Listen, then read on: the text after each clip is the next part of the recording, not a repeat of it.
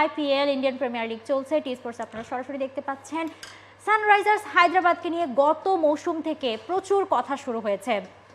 গত মৌসুমে 300 রানের কোটাটা তারা পূরণ করতে পারেনি। এবার যখন আইপিএল সিজনটা শুরু হয়, একটাই প্রশ্ন ছিল এবার আইপিএল কি 300 রান দেখবে কিনা। আর দেখলে কার থেকে দেখতে পারে? ট্রাভিস হেড, অভিষেক শর্মার সানরাইজার্স হায়দ্রাবাদ থেকে দেখতে পারে। কিন্তু সেই হায়দ্রাবাদ এখন টেবিলের তলানিতে আছে। শুরুটা খুব বাজেই হয়েছে। একটা ম্যাচ জিতেছে, সেটা 286 বা 87, সেটা আবার রেকর্ড করে। হ্যাঁ, প্রথম ম্যাচটা। এরপর থেকে তাদের ব্যাটসম্যানদের কেউই ফর্মে নেই। লাস্ট ম্যাচের সামাইটা যদি দেখি, প্রথম ব্যাট করে 152 রান করেছেন, মানে 300-র অর্ধেক। এবং আপনি গেল ম্যাচগুলো যদি দেখেন, 200 রান করতেও তারা স্ট্রাগল করেছে। এবং যে ধরনের উইকেটে খেলা হচ্ছে, এই ধরনের উইকেটে 200 রান মোটামুটি পার স্কোর। সেখানে 152 is not enough. Reddy 31, highest Klaasen 27, Cummins 22। জবাব দিতে নেমে টাইটান্সের হয়ে শুরুতেই 2টা উইকেট তারা হারিয়ে ফেলেছিল। সাই সুদর্শন এবং বাটলার আউট হয়ে যাওয়ার পর গিল এবং ওয়াশিংটন সুন্দরের আউটস্ট্যান্ডিং একটা পার্টনারশিপ সহজেই গুজরাট টাইটান্সকে ম্যাচটা জিতে নেয়। এখন what happens to Sunrisers Hyderabad? তাদের স্ট্র্যাটেজি ব্যাকফায়ার করছে। সহজ কথা হচ্ছে এটা, আপনি গেল বছর যে স্ট্র্যাটেজি নিয়েছেন, এই বছরও সেই ফর্মুলা, সেই স্ট্র্যাটেজিতে আপনি স্টিক থাকছেন। গেল বছর ট্রাভিস হেড, অভিষেক শর্মারা পাওয়ার প্লেতেই 80, 90, 100 রান তুলে দিয়েছেন। এবার সেটা হচ্ছে না, আপনার কাছে প্ল্যান বি নাই। ঈশান কিষান প্রথম ম্যাচে সেঞ্চুরি করছেন, এরপর থেকে তার ব্যাটে রান নাই। সবচেয়ে দামি ক্রিকেটার আইপিএলে হেনরিক ক্লাসেন 23 কোটি রুপি তার পেছনে খরচ করেছে হায়দ্রাবাদ, এবং সেটা জানান দিয়ে করেছে। চাইলে কিন্তু আপনি তাকে 18 কোটি রুপি সরাসরি সাইনিং অ্যামাউন্ট দিয়ে বাকি 5 কোটি রুপি জানান না দিতে পারতেন। তারা জানান দিয়ে এই কাজটা করেছে। 23 কোটি রুপি, তার ব্যাট কথা বলছে না। ট্রাভিস হেড, অভিষেক শর্মা, তাদের ব্যাটে রান নাই। অনিকেত ভার্মা শেষ দিকে গিয়ে কিছু ভালো ইনিংস খেলছেন, তবে যা হওয়ার আগেই হয়ে যাচ্ছে। শুরুতেই 2টা উইকেট চলে যাচ্ছে সানরাইজার্স হায়দ্রাবাদের, তারা চাপে পড়ে যাচ্ছে এবং প্ল্যান বিতে কনভার্ট করা তাদের পক্ষে সম্ভব হচ্ছে না। এবং তাদের মধ্যে একটা ইগোয়েস্টিক প্রবলেমও আসলে আমরা ফিল করছি, যে তারা বারে বারেই বলছেন আমরা এই ব্র্যান্ড অফ ক্রিকেট খেলেই সফল হয়েছে, আমরা এই ব্র্যান্ড অফ ক্রিকেটই খেলতে চাই এবং খেলে যাব। কখনো না কখনো আপনাকে সেখান থেকে বেরিয়ে আসতে হবে। সেটা কখন? ইতিমধ্যে আপনি টানা 4টা ম্যাচ হেরেছেন। এখন কি সময়? 2 ম্যাচ পরে এই নিয়ে প্রশ্ন হয়েছে, প্যাট কামিন্স বলেছেন না, আমরা কন্টিনিউ করব। এখন 4 ম্যাচ পরে এই প্রশ্ন করা হলে তিনি সেই কথাটাই বলবেন, না আমরা কন্টিনিউ করব। এবং এই কন্টিনিউ করতে করতে দেরি হয়ে যাচ্ছে কিনা সেটা হচ্ছে প্রশ্ন। এবারের আইপিএলে কিন্তু গেল আইপিএলের মতো রান হচ্ছে না। এবারে আইপিএলে আপনি 250 রান দেখতে পাচ্ছেন না। এবারের আইপিএলে আপনি 200 রান হরহামেশা দেখতে পাচ্ছেন না। ম্যাক্সিমাম মানে 150, 170 খেলা হচ্ছে। এখানে উইকেটের বিষয় আছে, তো আপনাকে উইকেট পড়তে পারাটাও জরুরি। যে ধরনের উইকেটে খেলা হচ্ছে, অনেক দলই 3 জন স্পিনার খেলাচ্ছে। সানরাইজার্স হায়দ্রাবাদের স্পিনারকে অ্যাডাম জাম্পা 2-1টা ম্যাচে খেলেছেন, এখন তিনিও খেলছেন না। নতুন একজন সম্ভবত জিসান আনসারি বা তাকে সুযোগ দেওয়া হয়েছে, এবং স্পেশালিস্ট স্পিনার এই দলটাতে নাই। কামিন্দু মেন্দিসকে তারা খেলাচ্ছেন, তিনি লেফট হ্যান্ডেড ব্যাটসম্যানদের রাইট হ্যান্ডেড অফ স্পিন করেন, রাইট হ্যান্ডেড ব্যাটসম্যানদের লেফট হ্যান্ডেড অফ স্পিন করেন। That is not good enough in IPL right নাও।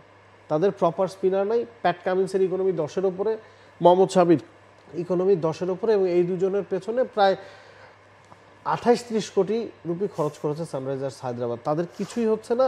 আমার কাছে মনে হয় ইগোইস্টিক সমস্যা থেকে বেরিয়ে এসে অন্তত 2-1 ম্যাচের জন্য অন্যভাবে ট্রাই করা উচিত।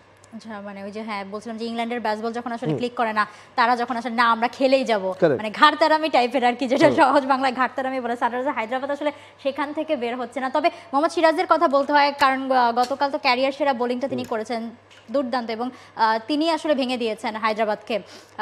সো গুজরাটও কিন্তু শুরুটা এবার আসলে আইপিএলটা আমার কাছে মনে হচ্ছে যে যদিও খুব অল্প সময় গিয়েছে এবং অল্প সংখ্যক ম্যাচ গিয়েছে, বাট তারপরে এখনো কিন্তু কোনো দলের পক্ষে মানে একেবারে কথা বলা যাচ্ছে না যে অমুক দলটা একদম দুর্দান্ত ফর্মে আছে। মানে ঘুরে ফিরে বেশ ভালো, সবগুলো দল হারছে আবার জিতছে, একটা কম্বিনেশন তৈরি হচ্ছে। আমার কাছে পার্সোনালি মনে হচ্ছে দিল্লি এবং পাঞ্জাব এই দুটো দল অনেক টাকা নিয়ে অকশন টেবিলে বসেছিল, এবং এই দুটো দল খুব বেশি খেলোয়াড় ধরে রাখেনি, এবং এই দুটো দল যথেষ্ট ব্যালেন্সড মনে হচ্ছে এখন পর্যন্ত। মুম্বাইয়ের জাসপ্রীত বুমরা ফিরছেন, বুমরার ফেরাটা হয়তো গতিপথ নির্ধারণ করবে যে মুম্বাই কোন দিকে যাবে।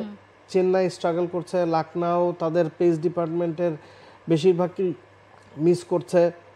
গুজরাট ব্যাক টু ব্যাক 3টা ম্যাচ জিতলো, কাগিজোর আবাদার শূন্যস্থান তারা একেবারে ফিল করছে না, তাও 3জন বিদেশি তারা খেলাচ্ছে। Gujarat is looking solid. তবে দিন শেষে আইপিএল এর সবকিছু নির্ধারণ হয় শেষের 3-4টা ম্যাচে, মানে প্রতিটা দলে। এখনো তো কোনো দল 5টা ম্যাচই খেলেনি।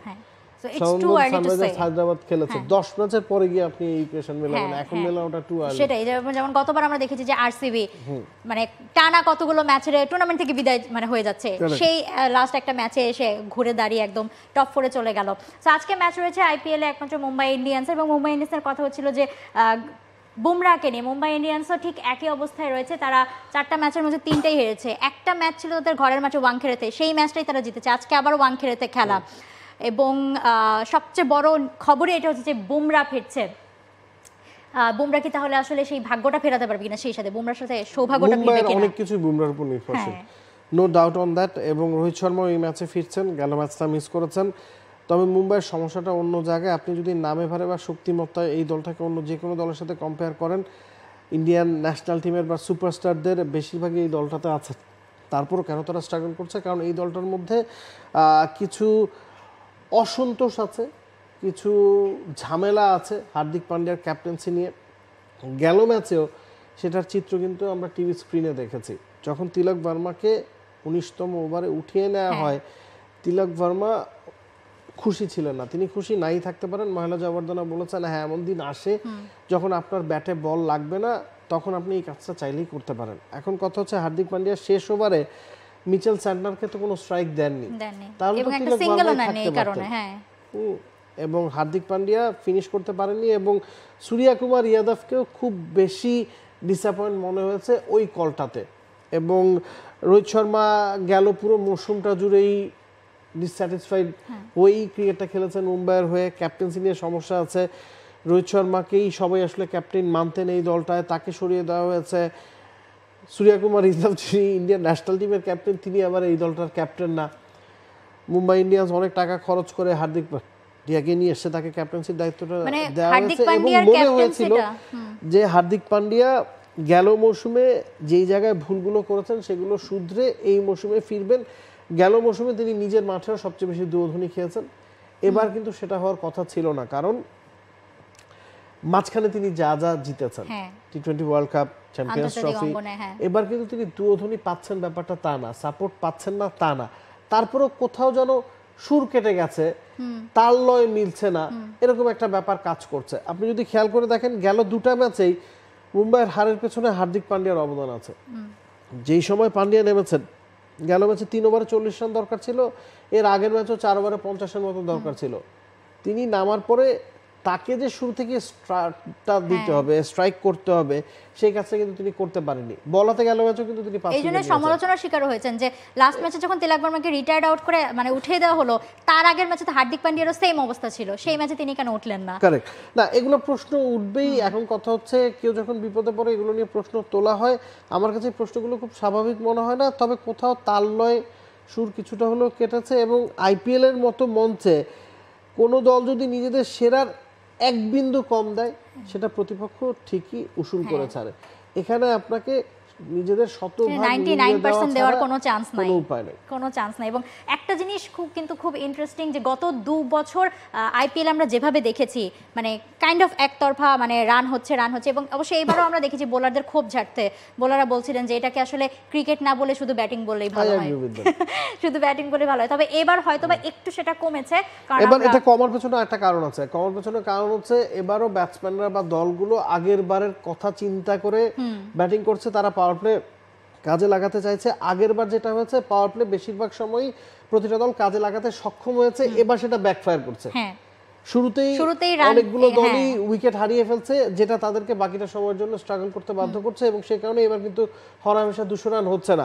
গেল বছর যে স্ট্র্যাটেজি নিয়ে আপনি খেলেছেন, এবছর আপনি যদি একই জিনিস রেপ্লিকেট করতে চান, বোলাররাও তো কাজ করে এসেছে, বোলাররাও তো তাদের অ্যানালাইসিসটা সেরে এসেছে, সেই জায়গায় আসলে ঝামেলাটা হচ্ছে। এবং এটা মনে আসলে ক্রিকেটের জন্য ভালো। সো ব্যাটিং থেকে আইপিএলটা আসলে ক্রিকেটই হয়ে উঠুক, এটাই সবার প্রত্যাশা।